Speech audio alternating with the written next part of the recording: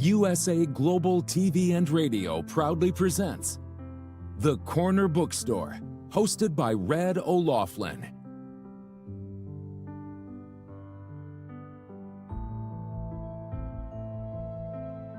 Step into a world where every story inspires.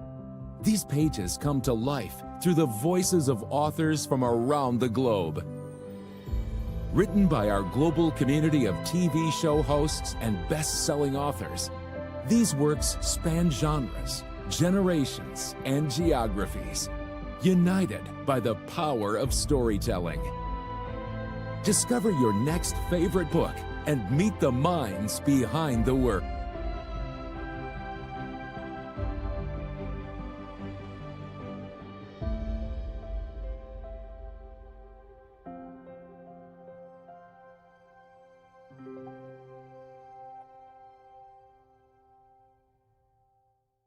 Thursdays, only on USA Global TV and Radio.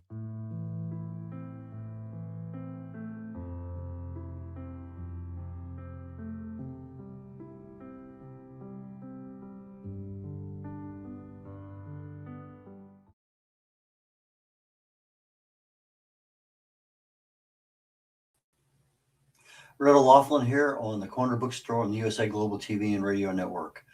Welcome. Today is the first show of three back-to-back that I do. And to get started, I noticed that at the beginning of the show all those different books. Well, those are books from people that have been here on our studio and been co-hosts over the time, part of our staff. So it gives you an idea how much we value books, value the author field and everything dealing with that. I research the human body at the cellular level, chemically speaking. I look for cause and effect relationships. I consider myself a bit of a translator of complexity, especially when it comes to the human body. If you treat a cause, you can generally fix a problem. If you're treating symptoms, that makes it more difficult.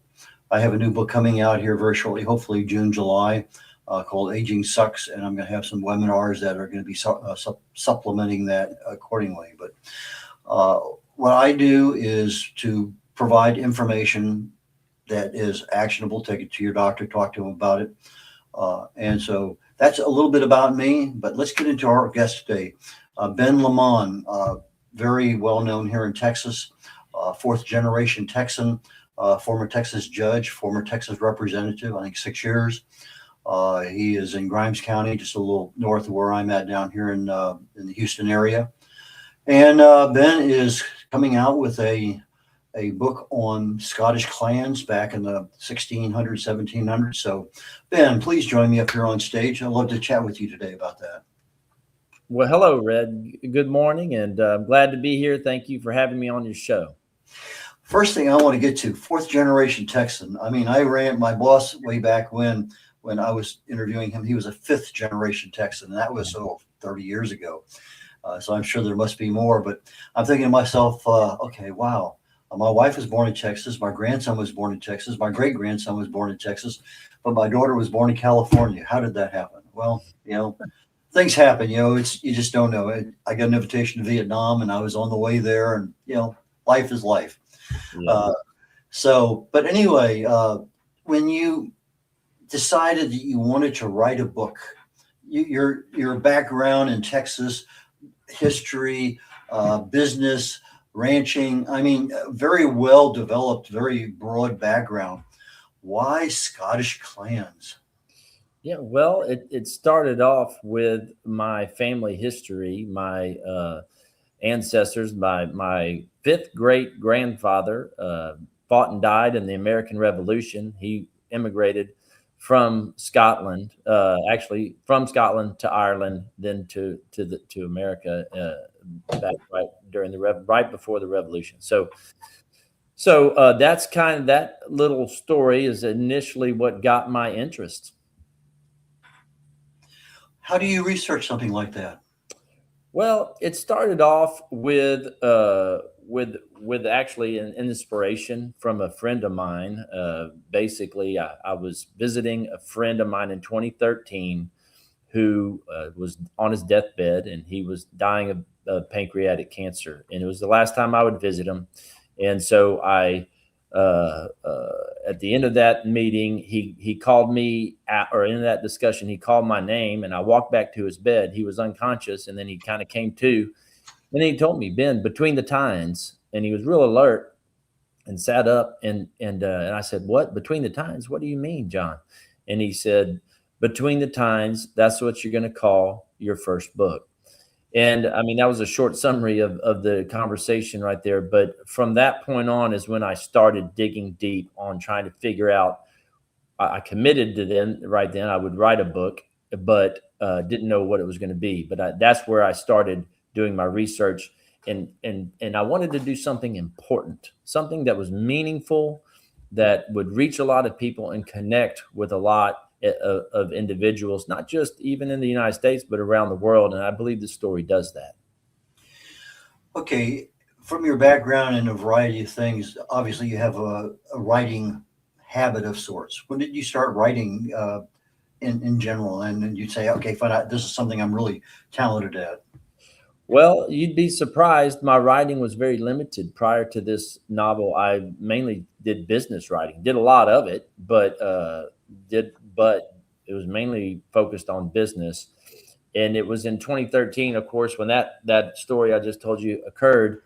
And all along, I was trying to figure out this story. But what I really did to hone in my writing skills is this is my second novel that I wrote. The first novel I wrote, I never intended to publish.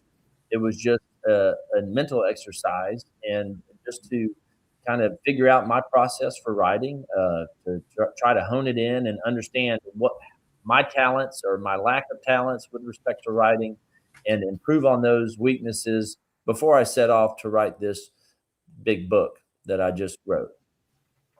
So you wrote a book and it's sitting there idle somewhere, may or may Yes. not ever get published, not important right now, but it may come back down the road. Okay, is the book that we're talking about now one that will be followed on by other books in a series, and we're going to take this thing up to the 2000s, or what is your kind of long range plan for this one? Yeah, so the long range plan. So the first answer is yes. This is part of a trilogy. The trilogy's called Forged in Blood, and this book is book one, Between the Tines. That it comes out April 28th, and so it is a part of a small, series of 3 books. There, a trilogy. But the long range plan is the underlying concern, or the underlying theme of this book, which unites a lot of people from various countries. This is not just a historical lesson about Scotland. It's really about what was going on in people's lives in various countries. Because here in America, as you know, we all have ancestors, and the vast majority of our ancestors were from the old world, somewhere other than Native America. Obviously, Native Americans are the exception to that. But this story answers that fundamental question, no matter what country your ancestors were from. And that question is, what was going on that was so difficult or such a struggle that these individuals were willing to leave their homeland, everybody they knew, and start over in this new world, in the colonies at a time when it was very difficult to exist. I mean, food, water, infrastructure, shelter. I mean, there was very little there. And so that's a big leap. And in today's world, it might be equivalent to, starting a colony on the moon or something like that. It's a pretty big leap for us. So I think it's a fascinating topic. And my long range vision is to take this Scottish trilogy this trilogy based in Scotland, and replicate it from various countries during the same time period, in hopes that it's a uniting factor, a uniting mechanism for people in our country, but not just in America, but around the world, because I think this story does unite the old world with the new world. A lot of things have changed in a few hundred years, particularly with language. Are you trying to keep a fair amount of the old Gaelic kind of language in the book, or is this pretty much modernized? Well, it's pretty much modernized. I went back and forth on that. It was I considered that question heavily, and also read other novels, other books to better be able to better make that decision to answer that question. And what I determined was I did not enjoy the novels that were heavy on the Gaelic language. They made it very difficult to understand and follow along when you tried to understand the deeper meaning of what the author is trying to tell you. That's what it made it difficult for me to really follow easily. So it made it a little challenging. So I went the other route. I made it modernized and used words here and there that sprinkled in to make the reader understand where they are and feel like they're part of the Scottish culture there. But I went with the modern route. It's interesting because just a couple hundred years ago, you mentioned the Civil War, the Revolutionary War, I believe it was. Back then, a lot of our English was somewhat still dominated a bit by German. I remember reading some books not that long ago, and I said, okay, fine. I know in German, I was stationed there toward the end of the 90s, and the German language capitalizes their nouns. Well, back in the United States, when we were writing the Constitution, a lot of our nouns were capitalized.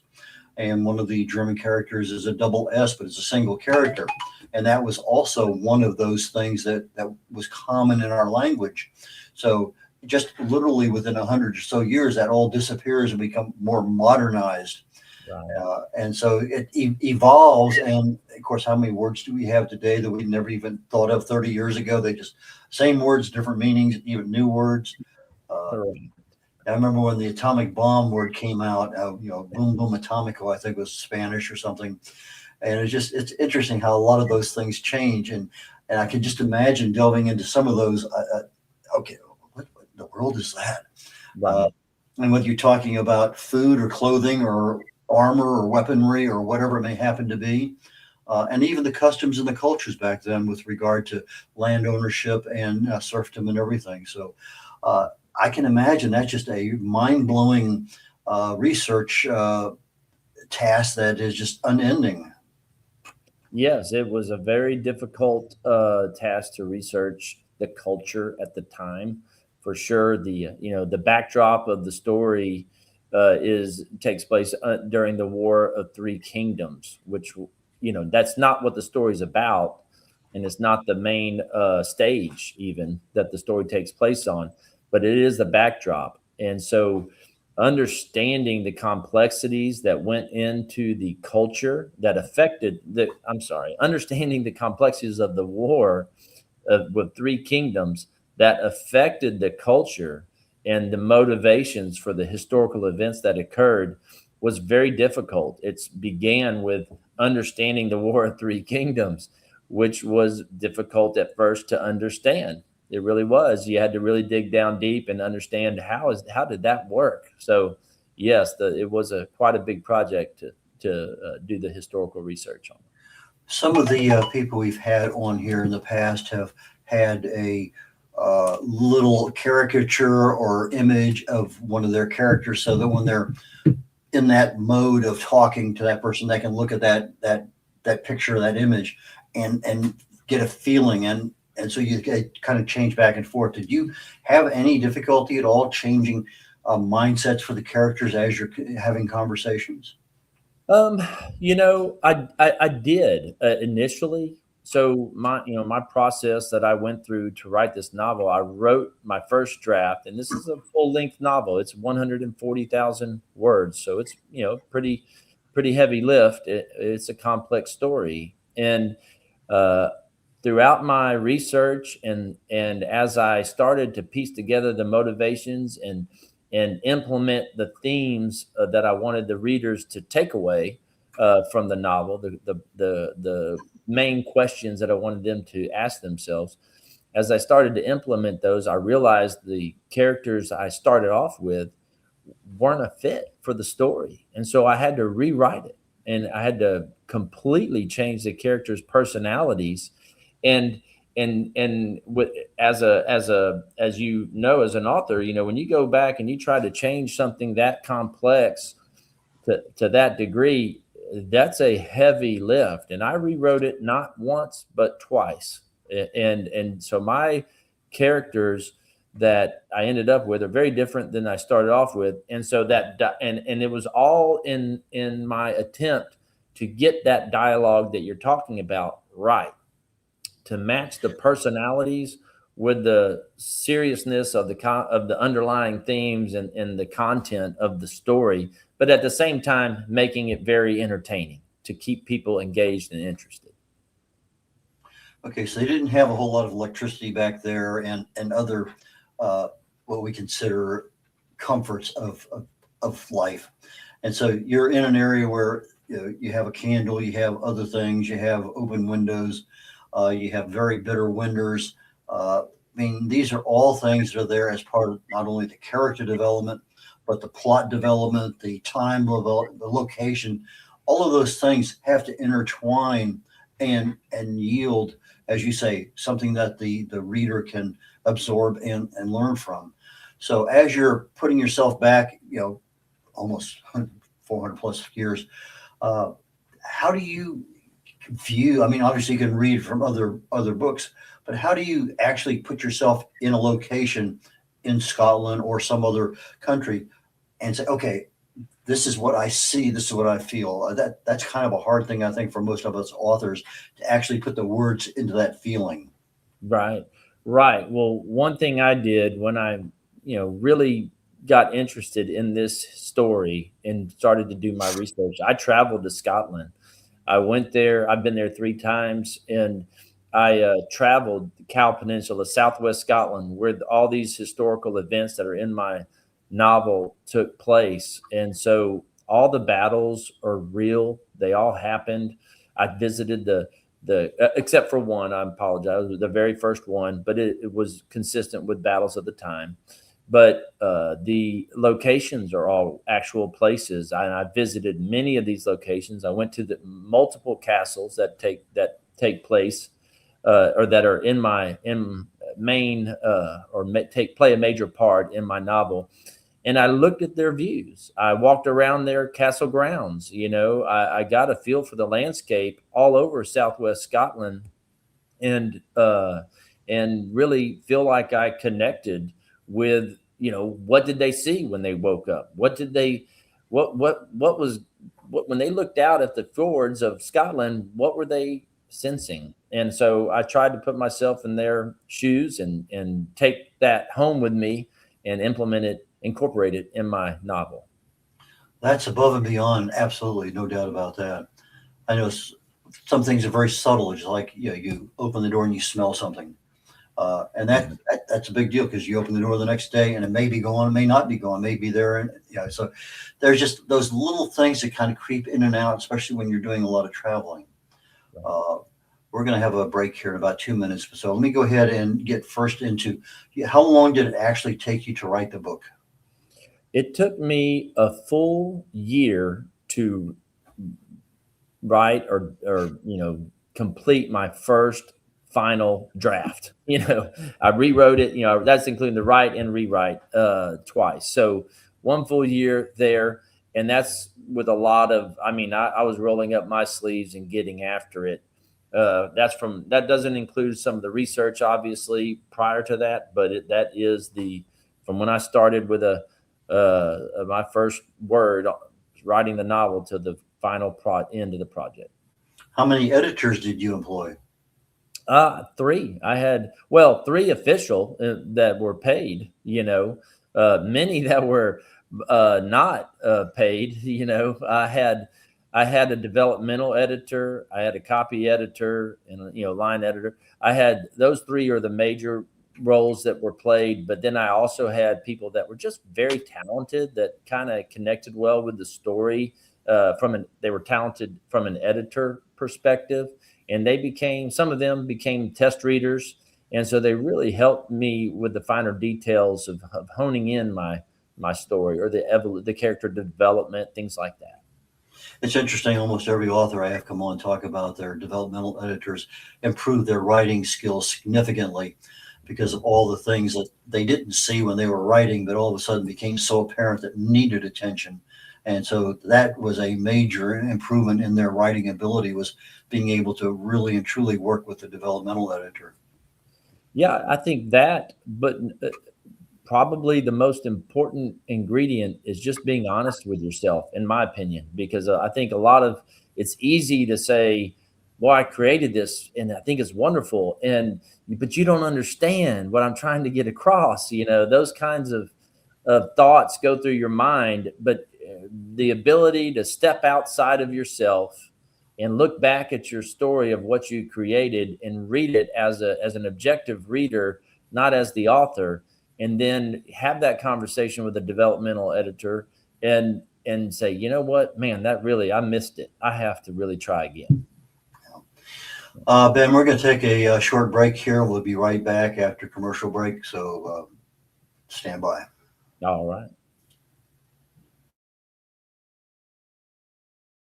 Markets shift overnight. Technology rewrites industries. Leadership decides who survives and who scales. Real stories, real people, real business. Welcome to the Business Show on USA Global TV and Radio, reaching audiences in more than 60 countries and home of the YouTube Silver Creator Award for surpassing 100,000 subscribers. This is not theory. This is not recycled commentary. This is business in motion. Founders, CEOs, investors, strategists, operators, the people building companies, moving capital, driving innovation.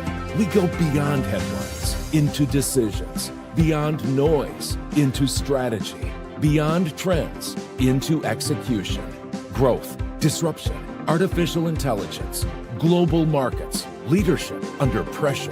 Hosted by Dr. Jacqueline Kerbeck and Al Sini, The Business Show delivers direct, unfiltered conversations with the leaders shaping the future of enterprise. If you're launching, scaling, investing, or redefining your next move, this is your front row seat. No spin, no scripts, no surface talk.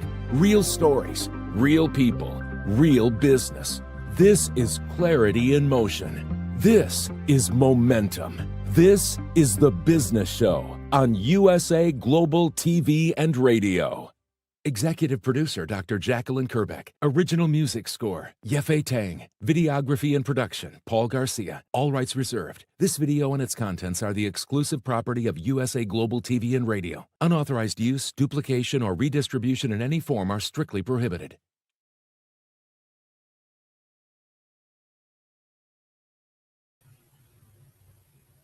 O'Laughlin here. We're on the Corner Bookstore on the USA Global TV and Radio Network.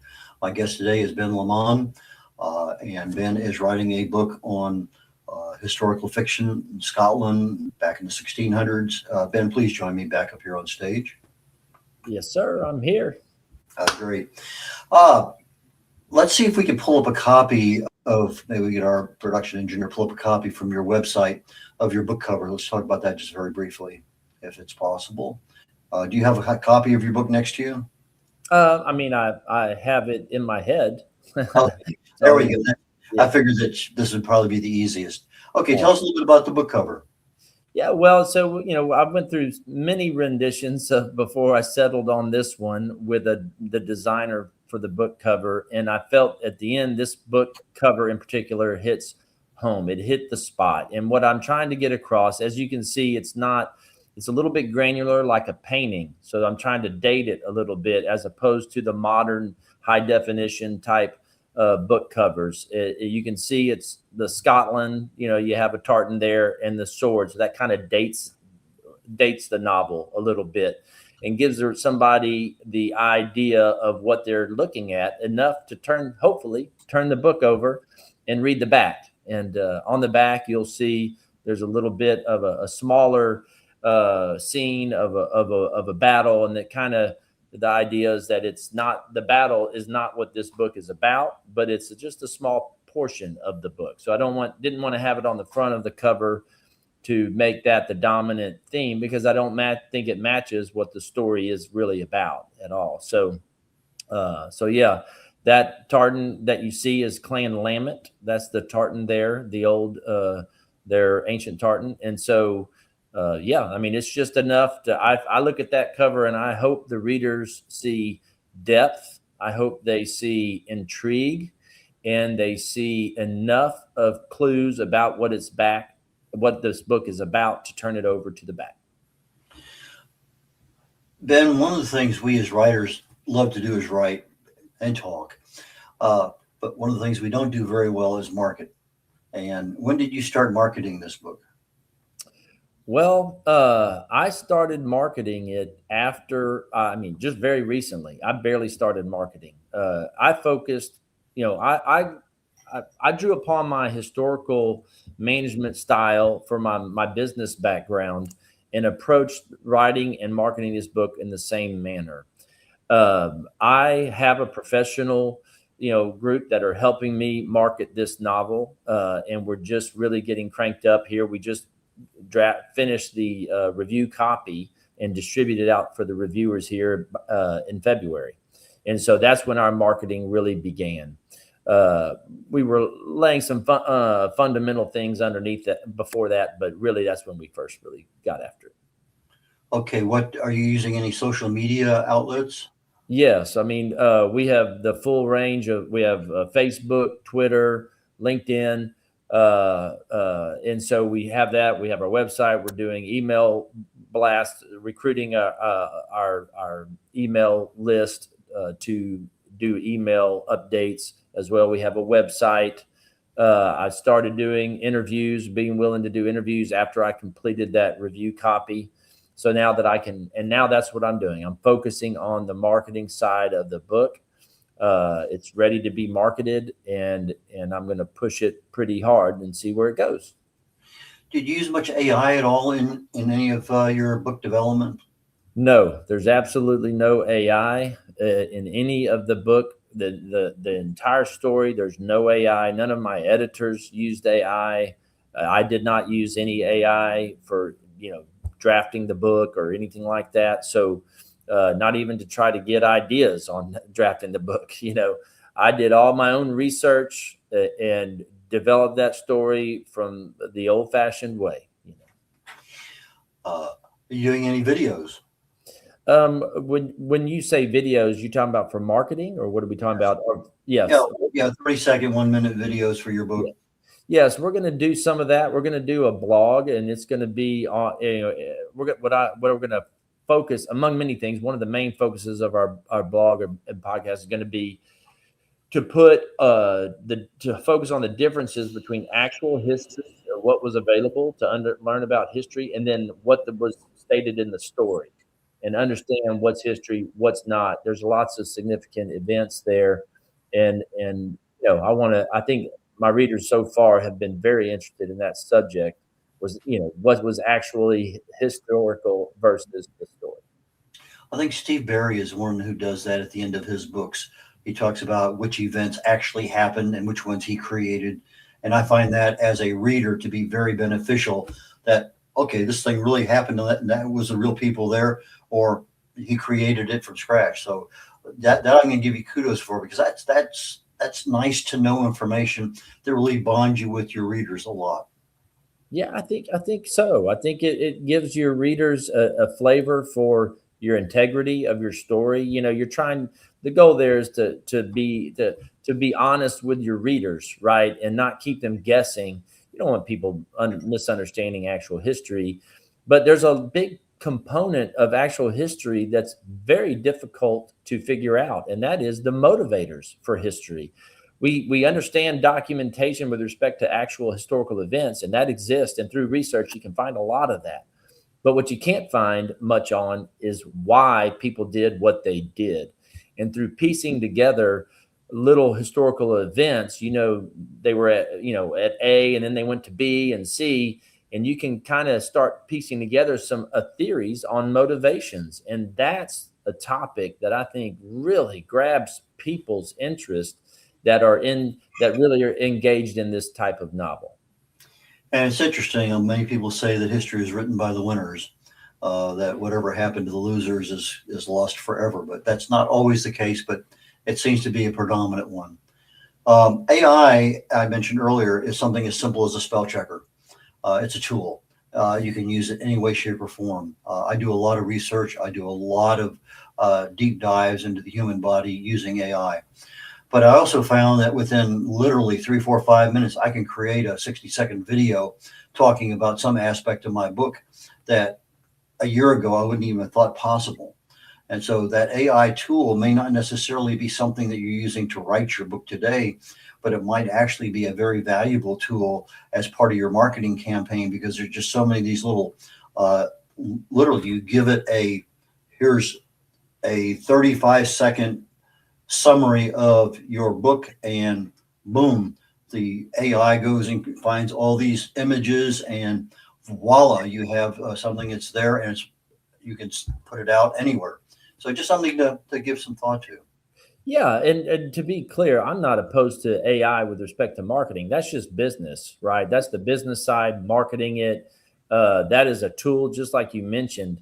It's the creation of the story where I did not use any AI, but certainly intend to use AI moving forward on the marketing. That's going to have to happen in today's world, to compete to begin with. But I totally agree. But I do want to. You mentioned something about the history, gets written by the winners. And that's one theme within my novel here. The clan lament is on the side of history that gets forgotten. It's not a well-known clan. It was well established, very historical, thousands of years in Scotland and Ireland. And so but it's not one that's very well known. So part of this is giving voice to a clan that had their voice taken away. That's always important. Always, always. Any consideration to having your trilogy done in foreign languages? I don't know about that. We'll have to play that by ear. I think Scotland in today's world, modern day Scotland is not like everybody's walking around talking Gaelic. Full blown. It's pretty focused on English, and so. But I think they do like that heavier culture of Gaelic type, call it modern day Gaelic terminology. And so maybe there's some opportunity there. But if in other countries, I think it's going to be a wait and see. If it gains traction where, this concept of freedom and opportunity and this crossroads that my main character arrives at, some countries, I think it really will connect with better than others. And so there is some potential there, I believe, to have it translated. Well, I know 5 years ago, I was considering doing a couple of my books, and the cost was exorbitant. And then I've noticed here in probably last year, a company called Fiverr.com. I'm not sure if you're familiar with them or not. FIVE, like five, RR.com. They have translators there that have done many, many books in Portuguese and Spanish and Chinese and German, whatever. And it's a strict number of words. Now, obviously, you got 140,000 words. That's kind of an expensive book to do, but still the same. If I have a book that's 5,000 words or 15 or 20, that may be something to me I can do. But it might be something, depending on how successful your books are, to say, is that even a business plan to consider? Yeah. I mean, I think I do. I'm open to it. But when you mentioned that, it made me think of like one of my favorite books, With Fire and Sword, Heinrich Sienkiewicz. It's a Polish book, bestseller for 100 years in Poland. And it had several translations into English. And I've read two of them. One of them I did not care for, did not connect well with the book. It was written, in Polish originally, but translated into English.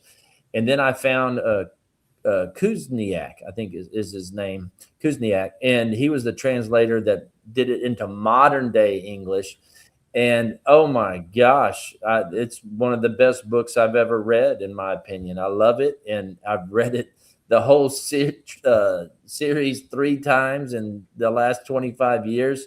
And so it's a very well done. So I think you got to have the right the person that's translating it, or, it's got to be done well for it to move over there and have the same effect. Ben, you're absolutely right, because a simple word in a foreign language may not translate well into English, and vice versa.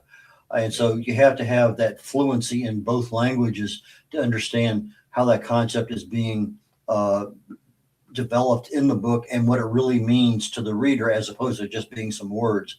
And that's critical. It really truly is. It is critical. It's hard enough to do in the same language, right? You know, when I'm working with a developmental editor, and and they're trying to explain to me what they think, the concern is with something I wrote, and I'm like, no, but that's not what I'm trying to say, So it And gets, you're dealing in English. yeah, right. It's hard enough when both people are from the same country. It's an interesting development writing a book. You mentioned you had another book. Once you get this first one done, you're starting on the second one. Any thoughts at all about going back and just dumping that first one on the market, see what might happen? When you say dump the first one on the market, what do you mean? You said you had written a book earlier that was not going to. Oh, I thought you meant the first one of the trilogy. I'm sorry. No. Sorry about that.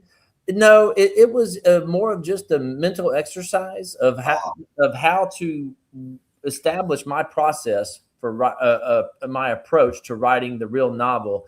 And it was a different genre. It's not one that I was extremely passionate about. It was more about the process, more of like a thriller type, action type deal, adventure story. But it was one that I had to develop a process for, and had to do a little bit of research as well, but nothing as in depth as this. So I'm shifting forward to book 2 next. Okay. So what kind of time frame are you looking at book 2 and book 3? Well, I've started book 2. I've written a couple of the first chapters just while it's real fresh on my mind, the end of book 1 and the beginning of book 2. And I really wanted to connect those two while everything is real fresh. But I've began my research, and the research takes a long time. It does take a while. And this book 2 is just as complex, and it's a lot going on in it. I'm excited to write it.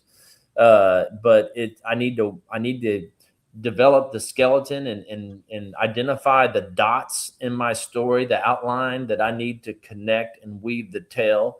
And then, obviously I need to understand, how the themes that I incorporated into book 1, how am I going to make those flow through book 2 and continue those on, because it's a trilogy. So the beginning is book 1, ends at the end of book 3. So I've got to make sure I get that right as well.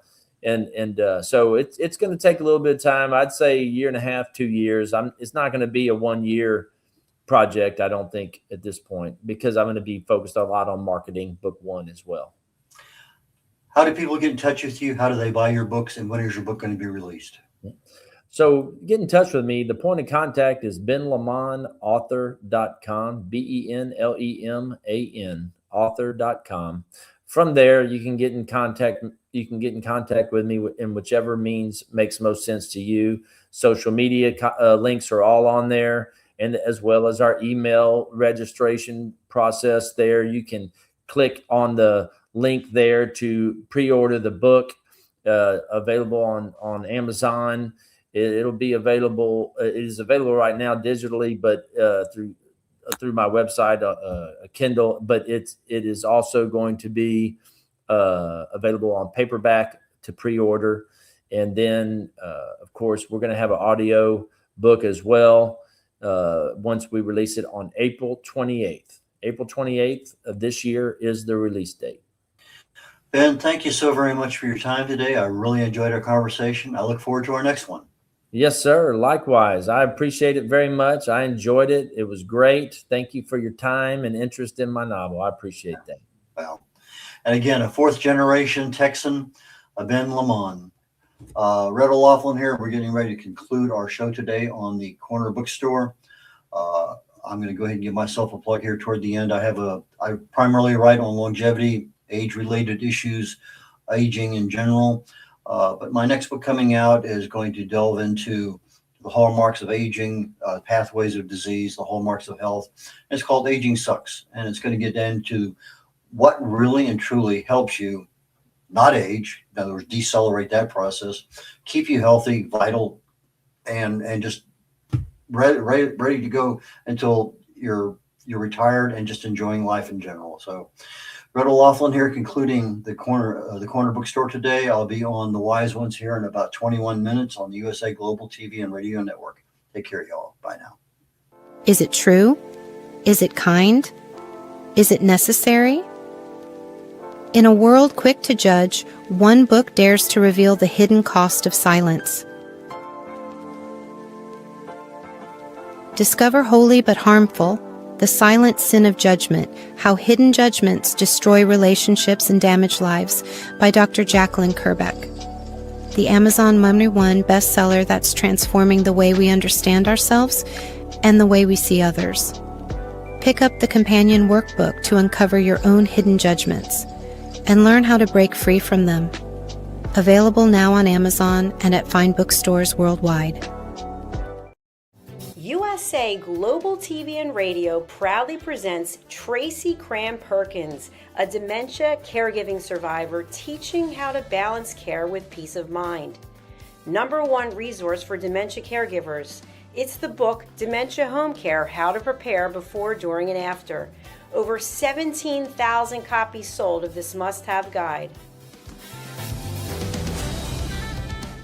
And now a testimonial from Tracy Smith. If I was to describe this book to someone who is going through a similar situation, I would underscore how important it is to have some sort of a tool or a guidebook to help you through certain stages. And there's so many, it's such an unknown topic to the average person. And to have this as a reference is essential. It's going to help you get through it personally, as well as help your loved one manage. To learn more, go to TracyCramPerkins.com. Tracy Cram Perkins is an award-winning author. She's also the host of Dementia Home Care television show. Watch it here on USA Global TV and Radio. Thank you, viewers and listeners of USA Global TV and Radio, for joining us today.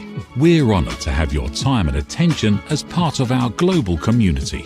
At USA Global TV and Radio, we believe in the power of authentic conversations, meaningful connections, and creating a world of possibilities together. Want to be part of something bigger? Join our team of elevated listeners at usaglobaltv.com, a space where your voice matters and your ability to listen transforms relationships.